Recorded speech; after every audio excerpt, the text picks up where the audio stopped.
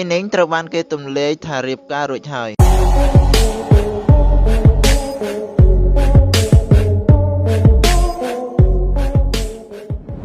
តារាមួយចំនួនរបស់ចិនដែលឆ្លងកាត់អាពាហ៍ពិពាហ៍ដូចជាយ៉ាងមីយ៉ាងអ៊ីងនិងលីវស៊ីស៊ីជាដើមតែក្នុងពេលជាមួយគ្នាក៏មានតារាល្បីមួយចំនួនទៀតដែលត្រូវបានគេបង្ហាញថាមានអាពាហ៍ពិពាហ៍លាក់កំបាំងមុនពេលពួកគេបង្ហាញខ្លួនលើកដំបូងថ្មីនេះលីវអ៊ីនីងត្រូវបានទស្សនាវដ្តី Paparazzi ទម្លាយថាលោកបានរៀបការរួចហើយលីវអ៊ីនីងផ្ទាល់ក៏បានសារភាពដោយសប្បុរសថាលោកពិតជាបានរៀបការនិងលែងលះគ្នាពិតមែនប៉ុន្តែលោកមិនមានកូននោះទេរឿងនេះបានធ្វើឲ្យអ្នកនិយមលេងអ៊ីនធឺណិតជាច្រើនមានការភ្ញាក់ផ្អើលជាខ្លាំងបន្ទាប់នេះគឺជាតារាសម្ដែងទាំង9រូបដែលឆ្លងកាត់អាពាហ៍ពិពាហ៍រួចទៅហើយយិនជាលុនអ៊ូឈៀនរហូតដល់ប្រុសស្អាតលីវអ៊ីនីងនិងវៃជឺមីង1.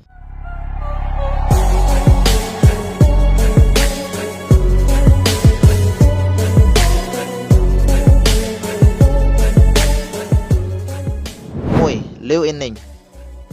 លីវអ៊ីនីងត្រូវបានគេទម្លាយថារៀបការលីវអ៊ីនីងគឺជាតារាសម្ដែងថ្មីដែលមានប្រជាប្រិយភាពខ្លាំងក្នុងប្រមាណឆ្នាំថ្មីនេះឆ្នាំ2021លោកបានចូលរួមនៅក្នុងរឿង Pet the Long Ballet ជាមួយចាលូស៊ឺនិងតួនាំមុខពីររូបទៀតគឺ Wu Lei និង Dilly Reba ដែលធ្វើឲ្យលោកមានប្រជាប្រិយភាពយ៉ាងខ្លាំងហើយបន្ទាប់លោកនឹងបង្ហាញខ្លួនក្នុងរឿង Legend of Anle ដោយតំណែងលំដាប់ទី2ហើយទុនធាននៃការតាមដានបានកើនឡើងម្ដងទៀតមិនតែប៉ុណ្ណោះលោកបានសហការជាមួយកំពូលតារាសម្ដែងស្រី Liu Cixi នៅក្នុងរឿង A Journey to Love ហើយ Liu Ening ថែមទាំងបានបញ្ចេញសំនៀងតាមរយៈចម្រៀង OST ក្នុងរឿងភាគល្បីៗជាច្រើនយ៉ាងណាមិញថ្មីនេះ Liu Ening ត្រូវបានលាតត្រដាងថាលោកបានរៀបការរួចហើយថែមទាំងមានកូនស្រីម្នាក់ទៀតផង Paparazzi បានទម្លាយព័ត៌មានថា Liu Ening បានរៀបការនៅខែមេសាឆ្នាំ2012ហើយបានលែងលះគ្នានៅខែធ្នូឆ្នាំ2013ភ្លាមនោះ Liu Ening បានបើកការផ្សាយផ្ទាល់ភ្លាមដើម្បីឆ្លើយតបនឹងសារភាពថាលោកពិតជាធ្លាប់បានរៀបការនិងលែងលះពិតមែនតែលោកបញ្ជាក់ថាលោកនិងអតីតប្រពន្ធគ្មានកូននោះទេហើយលោកក៏គ្មានចេតនាលាក់កំបាំងថាលោកធ្លាប់រៀបការដែរប៉ុន្តែដោយសារតែបារម្ភថានៅពេលរឿងនេះលាតត្រដាងជាសាធារណៈវាអាចប៉ះពាល់ដល់ជីវិតរបស់ភាគីម្ខាងទៀតដូច្នេះទើប Liu Ening នៅស្ងៀមអ្នកនិយមលេងអ៊ីនធឺណិតជាទូទៅពេញចិត្តចំពោះអាកប្បកិរិយារបស់ Liu Ening ដែលហ៊ានសារភាពដោយបើកចំហ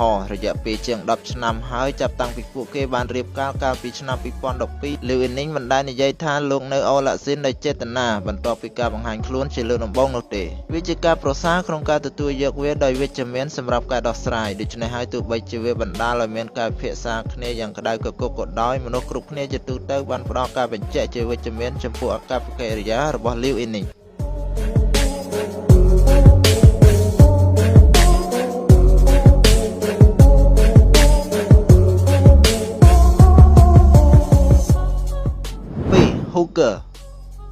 Hooker បានប្រកាសដំណឹងរៀបការនៅដើមឆ្នាំ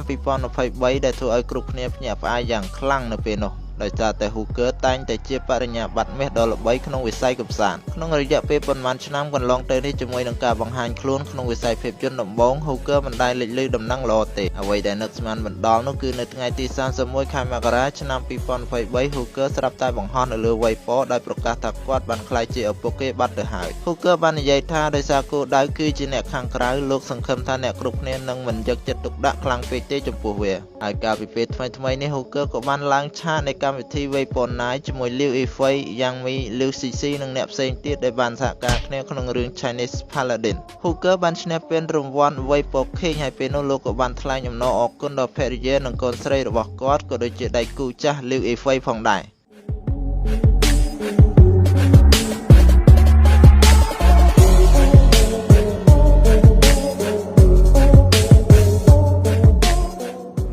3. យិនជាលុនយិនជាលុនគឺជាករណីដ៏ល្បីល្បាញបំផុតនៅក្នុងឧស្សាហកម្មកម្សាន្តកាលពីខែកុម្ភៈ2018ជាលុនបានបញ្ចេញរូបថតរបស់កុមារដោយប្រកាសថាលោកជាឪពុកគេទៅហើយក្រុមហ៊ុនរបស់លោកក៏បានបញ្ជាក់ថាយិនជាលុននិងនាវហ៊ួនបានរៀបការទោះបីជាមនុស្សជាច្រើនភ្ញាក់ផ្អើលបន្តិចដែលយិនជាលុនរៀបការឆាប់ពេកក៏ដោយក៏គ្រប់គ្នាបានកោតសរសើរចំពោះអាកប្បកិរិយាដ៏សប្បុរសរបស់យិនជាលុនក្នុងការសារភាពស្នេហ៍របស់លោកផងដែរលោកបានជ្រើសរើសជំនាញសម្ដែងដើម្បីបញ្ជាក់ពីភាពខ្លាំងរបស់ខ្លួនហើយលោកពិតជាយកចិត្តទុកដាក់ក្នុងការធ្វើជាតារាសម្ដែងក្នុងរយៈពេលប្រមាណឆ្នាំចុងក្រោយនេះយិនជាលុនបានងើបឡើងវិញជាមួយរឿង Under the Power, One and Only និង The Blue Whisper ជាដើមឋានៈជាប្តីនិងប៉ារបស់យិនជាលុនមិនប៉ះពាល់ដល់ប្រជាប្រិយភាពរបស់លោកទាល់តែសោះភាពល្បីល្បាញរបស់លោកនៅតែកើនឡើងឥតឈប់ឈរ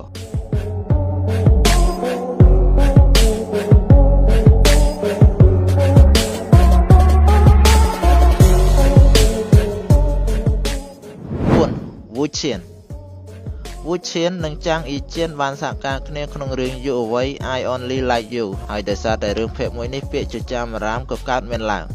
ប៉ុន្តែมันមានការបញ្ជាក់នោះទេរហូតមកដល់ឆ្នាំ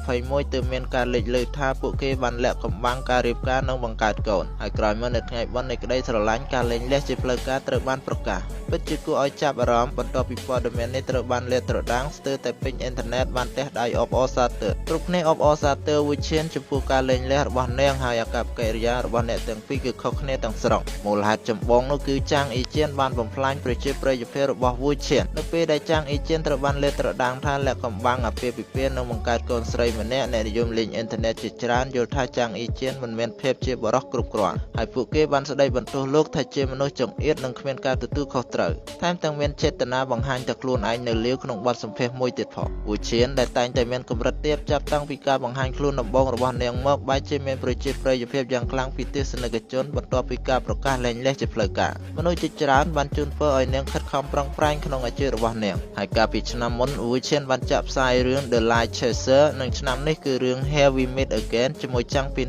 គឺទទួលបានការគាំទ្រយ៉ាងខ្លាំង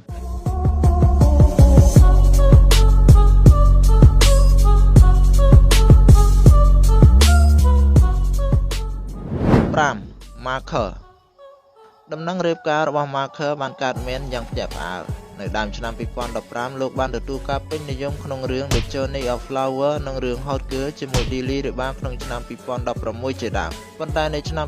2021 Marker ស្រាប់តែបង្ហោះចិញ្ចៀនអាពាហ៍ពិពាហ៍នៅលើ Weibo ដោយប្រកាសពីការរៀបការរបស់លោកបន្ទាប់មកនៅក្នុងខែមេសា Marker បានបង្ហោះរូបថតកូននិងស្នាមជើងរបស់លោកដំណឹងរៀបការបានលេចឡើងភ្លាមៗហើយមនុស្សជាច្រើនមិនបានដឹងថាលោកបានរៀបការដោយស្ងាត់ៗនោះទេប៉ុន្តែអ្នករាល់គ្នានៅតែជូនពរលោក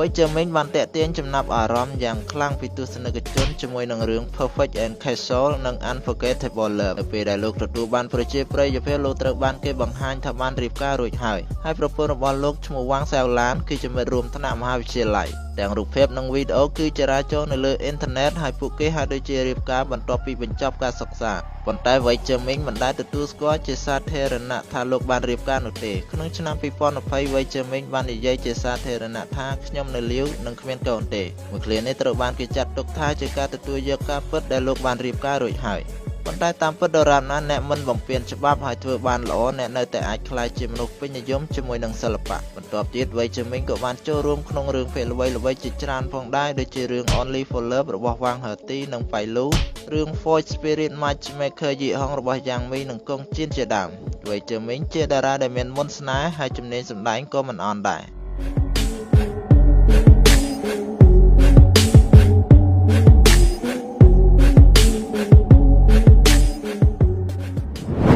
ហងជីងអ៊ីបន្ទាប់ពីហងជីងអ៊ីកាន់តែមានប្រជាប្រិយភាពលោកត្រូវបានគេបង្ហាញថាមានអតីតប្រពន្ធដែលមានឈ្មោះថាវ៉ាងអ៊ីស៊ីនហើយវ៉ាងអ៊ីស៊ីនបាននិយាយថាបន្ទាប់ពីហងជីងអ៊ីទទួលបានប្រជាប្រិយភាពលោកបានបោះបង់ចោលនាងហើយបន្ទាប់មកបានលាតត្រដាងអំពើហិង្សាក្នុងគ្រួសារនិងការបង្ខូចកេរ្តិ៍ឈ្មោះរបស់ហងជីងអ៊ីជាច្រើនដងសម្បត្តិអាពាហ៍ពិពាហ៍របស់អ្នកទាំងពីរត្រូវបានលាតត្រដាងពីមុនហើយវាត្រូវបានគេចាត់ទុកថាទំនើងជាបានរៀបការហើយប៉ុន្តែអំពើហិង្សាក្នុងគ្រួសារមានជាប់ពាក់ព័ន្ធឬយ៉ាងណាគឺមិនអាចកំណត់បាននោះទេនៅខែតុលាឆ្នាំ 2020 ហងជីងអ៊ីបានឈ្នះករណីរំលោភបំពានអ៊ីនធឺណិតជាលើកដំបូងឥឡូវនេះការអភិវឌ្ឍរបស់ហងជីងអ៊ីនៅតែល្អនៅឡើយ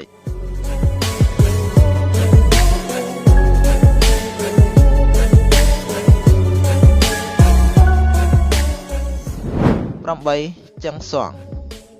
ភាពចលាចលរបស់ចឹងសងនៃអាពាហ៍ពិពាហ៍លាក់កំបាំងនិងពើពោះជំនួសបានផ្ទុះឡើងដោយគ្រាប់បែកនុយក្លេអ៊ែរសប្តាហ៍ថ្ងៃនេះកំពូលតារាដែលកើតក្នុងទសវត្សរ៍ទី 90 គឺយ៉ាងជឿនឹង Lily Riba ប៉ុន្តែមុនពេលអ្នកទាំងពីរទទួលបានប្រជាប្រិយភាពចឹងសងបានឈរនៅលំដាប់កំពូលអស់រយៈពេលជាច្រើនឆ្នាំហើយប្រជាប្រិយភាពរបស់នាងក៏ខ្ពស់ផងដែរតែគួរឲ្យស្ដាយបន្ទាប់ពីសាងភាពល្បីល្បាញអស់រាប់ឆ្នាំបែរត្រូវរលែកក្នុងមួយពព្រិចភ្នែកឧបត្តិហេតុចឹងសងពោពេញដោយភាពចលាចលនាងនិងចាងហឹងដែលជាប្តីបានឆ្លោះប្រកែកគ្នាគ្រប់បែបយ៉ាងនៅតុលាការនិងចោទប្រកាន់គ្នាទៅវិញទៅមកពីបទបោកប្រាស់ ទីបំផុតចង្សងត្រូវបានចុះបញ្ជីជាអ្នកសិល្បៈអាក្រក់ហើយត្រូវចំណាយប្រាក់យ៉ាងច្រើនសន្ធឹកសន្ធាប់ហើយចង្សងក៏មានរឿង Secret Keeper និង Jet Lover ដែលមិនទាន់បានចាក់ផ្សាយនៅឡើយហើយមើលទៅគឺគ្មានសង្ឃឹមនោះទេ